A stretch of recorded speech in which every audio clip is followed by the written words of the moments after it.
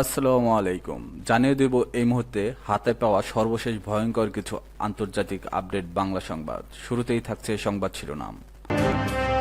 শুরুতেই জানিয়ে দেব যুদ্ধের মুখে ইরান ইসরায়েল, ইঙ্গিত দিচ্ছে যে 5টি সংকেত। জানিয়ে দেব এবার ট্রাম্পকে ইয়েমেনের আল কায়দা নেতার হুমকি। এরপর রয়েছে লস অ্যাঞ্জেলসে ব্যাপক বিক্ষোভ, গাড়িতে অগ্নিসংযোগ। সর্বশেষ থাকছে আবার উত্তল মণিপুর, কারফিউ জারি। এখন শুনছিলেন সংবাদ শিরোনাম, এবার বিস্তারিত। প্রিয় দর্শক, আপনি যদি এই চ্যানেলে নতুন হয়ে থাকেন, ভিডিওটি দেখতে দেখতে চ্যানেলটি সাবস্ক্রাইব করে আমাদের সাথেই থাকুন। যুদ্ধের মুখে ইরান ইসরায়েল, ইঙ্গিত দিচ্ছে যে 5টি সংকেত। মধ্যপ্রাচ্যে নতুন করে বড় যুদ্ধের ছায়া ঘনিয়ে আসছে। এদিকে ইরানের ক্ষেপণাস্ত্র সক্ষমতা ও পরমাণু কর্মসূচি এগিয়ে চলছে। অন্যদিকে ইসরায়েল প্রকাশ্যে সামরিক হামলার প্রস্তুতির বার্তা দিচ্ছে। দুই দেশের হুমকি পাল্টা হুমকি, সামরিক মহড়া ও ছায়াযুদ্ধে জড়িয়ে পড়া পরিস্থিতি ঠেলে দিচ্ছে এক ভয়াবহ সংঘাতের দিকে।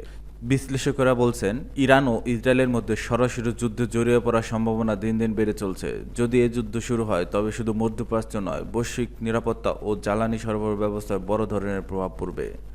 বিশেষ করে যুক্তরাষ্ট্রের সঙ্গে ইরানের চলমান পরমাণু আলোচনা স্থবির হয়ে পড়েছে এবং পশ্চিমা জোট ইসরায়েলের প্রতি বিরক্ত। এই প্রেক্ষাপটে যুদ্ধের আশঙ্কা আরও বেড়েছে। এই 5টি ঘটনা স্পষ্টভাবে নির্দেশ করছে কিভাবে দুই শত্রু রাষ্ট্র ধীরে ধীরে সরাসরি সংঘাতের দিকে এগিয়ে যাচ্ছে। ক্ষেপণাস্ত্র নির্মাণে ইরানের বিস্তৃত প্রস্তুতি। চীনের কাছ থেকে কয়েক হাজার টন অ্যামোনিয়াম পারক্লোরাইড সংগ্রহ করছে ইরান। এই রাসায়নিক কঠিন জ্বালানি ভিত্তিক ব্যালিস্টিক ক্ষেপণাস্ত্র তৈরিতে ব্যবহৃত হয়। ওয়াল স্ট্রিট জার্নাল এর তথ্য মতে এই উপাদান দিয়ে প্রায় 800 ক্ষেপণাস্ত্র তৈরি সম্ভব। এসব সরঞ্জাম ইরানের মিত্রবাহিনী যেমন ইয়েমেনের হুতি বিদ্রোহীদের হাতেও পৌঁছাতে পারে। এটি ইঙ্গিত দেয় যে ইরান শুধু নিজের প্রতিরক্ষা শক্তি বাড়াচ্ছে না, বরং আঞ্চলিক মিত্রদেরও যুদ্ধের জন্য প্রস্তুত করছে। হামলার জন্য ইসরায়েলের প্রস্তুতি। ইসরায়েলি সেনাবাহিনী সম্প্রতি ইরান বিরুদ্ধে একাধিক সামরিক মহড়া চালিয়েছে। এতে একাধিক দিনব্যাপী অভিযানের অনুশীলন করা হয়, যার লক্ষ্য ইরানের পরমাণু স্থাপনাগুলো। প্রধানমন্ত্রী বেনিয়ামিন নেতানিয়াহু স্পষ্ট করে বলছে, ইসরায়েলের আত্মরক্ষা অধিকার রাখে এবং কোনো চুক্তিতেই ইরানকে ইউরেনিয়াম সমৃদ্ধকরণের সুযোগ রাখা যাবে না।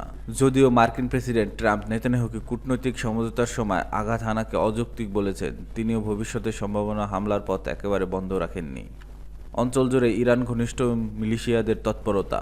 ইরান ও ইসরায়েলের সরাসরি সংঘাতে না গেলেও তাদের মধ্যে ছায়াযুদ্ধ চলছে সিরিয়া ও ইয়েমেন সহ বিভিন্ন দেশে। সম্প্রতি ইসরায়েলের 1 মাসের মধ্যে প্রথমবারের মতো সিরিয়ায় বিমান হামলা চালায়, যা ছিল সিরিয়া থেকে 2টি ক্ষেপণাস্ত্র ছোড়ার জবাব। একই সময় হুতি বিদ্রোহীরা ইসরায়েলের তেল আবিবের উপকূলীয় শহর ইয়াফার থেকে ক্ষেপণাস্ত্র নিক্ষেপ করে। এবার ট্রাম্পকে ইয়েমেনের আল কায়দা নেতার হুমকি। ইয়েমেনের আল কায়দা শাখার বর্তমান নেতা সাদ বিন আতেব আল আউলাকে 30 মিনিটের এক ভিডিও বার্তায় মার্কিন প্রেসিডেন্ট ডোনাল্ড ট্রাম্প ও ধনকুবের ইলন মাস্ককে সরাসরি হুমকি দিয়েছেন, খবর আল জাজিরার।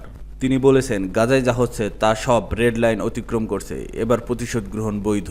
ভিডিওটিতে president Donald Trump, Elon Musk, মার্কিন ভাইস প্রেসিডেন্ট জেডি ভ্যান্স, পররাষ্ট্রমন্ত্রী মার্কো রুবিও, নিরাপত্তা দপ্তরের কর্মকর্তা পিট হেজেসের সহ উপদস্থ মার্কিন নেতাদের ছবি দেখা যায়। ইয়েমেনের আল কায়দা শাখা গঠিত হয়েছিল 2009 সালে। এটি 2011 সালে ওসামা বিন লাদেন নিহতের পর থেকে সবচেয়ে ভয়ঙ্কর শাখা। ইয়েমেনের বিশেষজ্ঞ মোহাম্মদের আল বাশা বলেন, এই ভিডিওটি জাতীয় নিরাপত্তা ও পররাষ্ট্রনীতি নির্ধারকদের মনে করিয়ে দিচ্ছে, গাজায় দুঃসময়ে ইয়েমেন এখনও প্রাসঙ্গিক।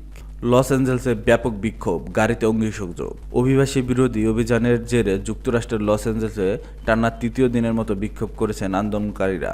তাদের ছত্রভঙ্গ করতে কাঁদানে গ্যাস, সেল ও রাবার বুলেট নিক্ষেপ করেছে আইনশৃঙ্খলা রক্ষাকারী বাহিনীর সদস্যরা। ইমিগ্রেশন অ্যান্ড কাস্টমস এনফোর্সমেন্ট এজেন্টরা গত শনিবার যেখানে অভিযান চালিয়েছিলেন, বিক্ষোভকারীরা সেই স্থানে কাছে জড়ো হয়েছে। বিক্ষোভকারীরা সেখানে কয়েকটি গাড়িতে আগুন ধরিয়ে দিয়েছেন। সেখানকার একটি প্রধান ফ্রিওয়ে বন্ধ করে দেওয়া হয়েছে।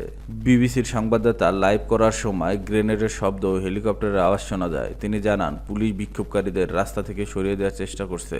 মার্কিন প্রেসিডেন্ট ডোনাল্ড ট্রাম্প সতর্ক করে বলছেন, বিক্ষোভ অব্যাহত থাকলে সব জায়গায় সেনা থাকবে।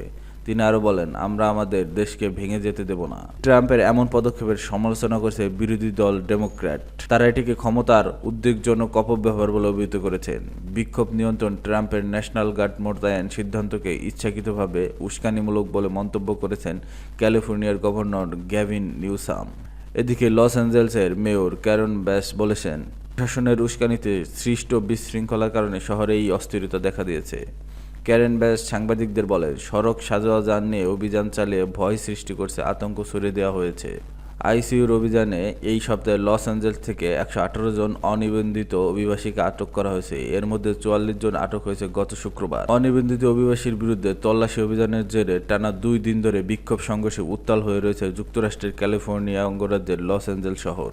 পরিস্থিতি নিয়ন্ত্রণে রোববার সেখানে 2000 ন্যাশনাল গার্ড মোতায়েন করেন ট্রাম্প। আবারও উত্তাল মণিপুর, কারফিউ জারি। আবার উত্তাল ভারতের উত্তর পূর্বাঞ্চল মণিপুর রাজ্য। দেশটির একাধিক সংবাদ মাধ্যমের খবরে বলা হয়েছে, শনিবার বিকালের পর থেকে রাজ্যটির পরিস্থিতি উত্তপ্ত হতে শুরু করেছে। বিক্ষোভকারীদের সঙ্গে পুলিশের সংঘর্ষে অশান্ত মণিপুরের রাজধানী ইম্ফল। পরিস্থিতি নিয়ন্ত্রণে রাজ্যটির বেশ কয়েকটি জেলায় ইন্টারনেট পরিষেবা বন্ধ করে দেওয়া হয়েছে। সেই সঙ্গে বিষ্ণুপুর জেলার কারফিউ জারি করেছে পুলিশ, খবর এএফপির।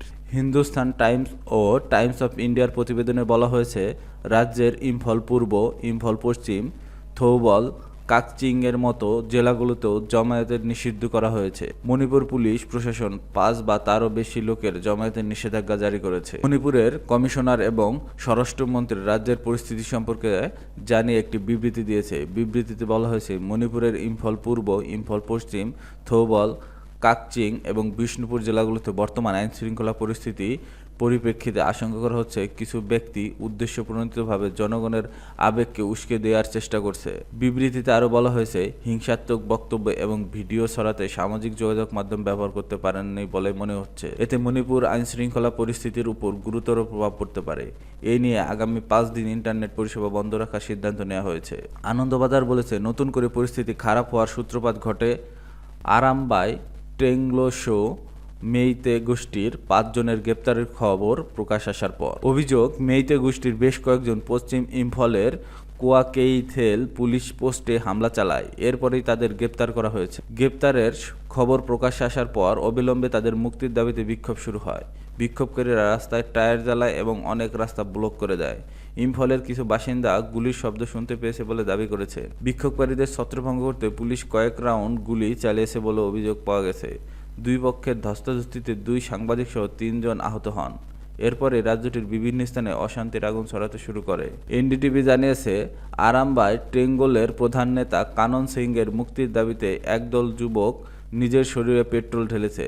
তার মুক্তি না দিলে তারা নিজেকে জ্বালিয়ে দেবে বলে হুমকি দিচ্ছেন। এনডিটিভির প্রতিবেদনে আরও বলা হয়েছে, 2024 সালের ফেব্রুয়ারিতে অতিরিক্ত পুলিশ সুপারিনটেন্ডেন্ট মৈরাংথেম অমিতের বাড়িতে হামলা এবং পরবর্তীতে ঊর্ধ্বতন পুলিশ কর্মকর্তা অপহরণের ঘটনায় কানন সিং প্রধান সন্দেহভাজন।